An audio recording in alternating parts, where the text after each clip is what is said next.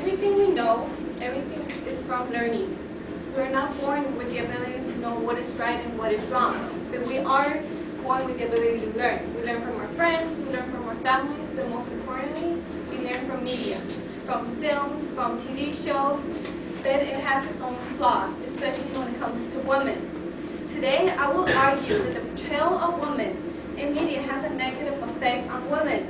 I will explain how the media portrays women for its own benefit, how the media sells morals and standards of what a woman is, and by women trying to conform to this ideal that the media has set and harms them. So, to add to my first point, one of the reasons how the portrayal of women is used for the media's own benefit is by propaganda, which has been also used in the past. During World War II, propaganda was used for recruiting. It depicted women as classy, beautiful, in order to convince them to join. Ellen Tyler May, a researcher, explains that they used propaganda such as the Rosie the Riverette because factories needed workers and women were the most common at that time. But the image changed from workers to housewives as soon as the men came back from war. Women were encouraged to return to homes and take care of their families. Women magazines were overflowing with the ideas of how to make a perfect wife and mother. Later, as technology advanced, so did the image of women. But the idea of using a woman to sell something did not. Today, women are seen as sex objects.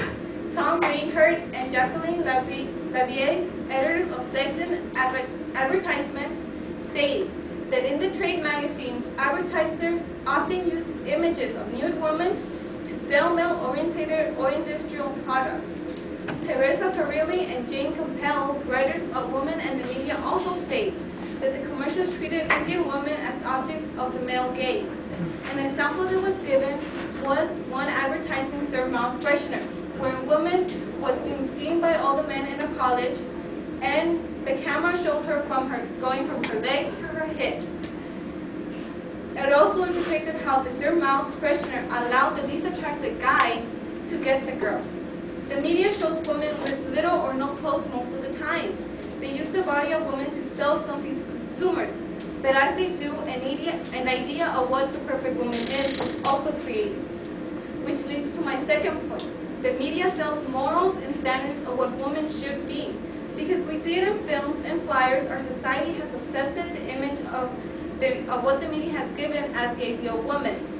Thomas Cash, researcher and writer of The American Image of Beauty, explains that media can even go as far as to pick the color of hair the woman would wear. And in society, we all accept it. He explains how a study from 1950s to 1980s worked. In a study of 1950s to 1980s, there was a great amount of blondes in advertisements and in magazines. Even Playboy portrayed blondes as sexier.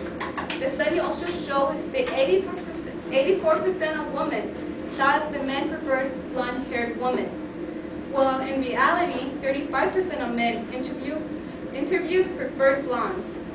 This image is what media makes women believe is the best. They believe that this is what the ideal woman is. Not only that, but women are depicted as inferior to men. As explained in Women in Media, women are seen as different than men. Women are subject to men to look at, and in horror movies they are killed, and in others they are shown as housewives, while they have to respect their husbands. But it's not always easy to conform to an idea, which leads me to my last point. That women harm themselves by trying to conform to the media's ideal woman. Women are used by the media to sell, but they also decide on what is attractive in a woman. As said by Sarah Gordon, a researcher since 1990, women want to be thinner than they actually are.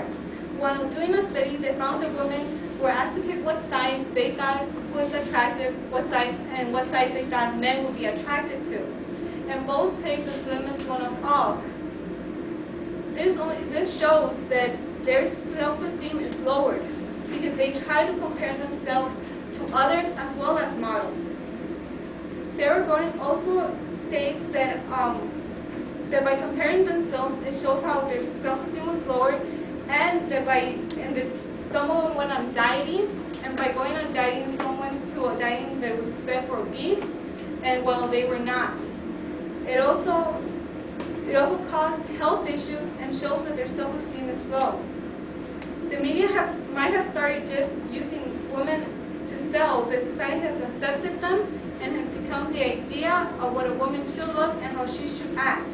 The problem is that by trying to conform to this idea, it has lowered women's self-esteem and has led women to surgery and other health issues. Therefore, I would hope that you will see that the portrayal of women in the media has a negative effect on women.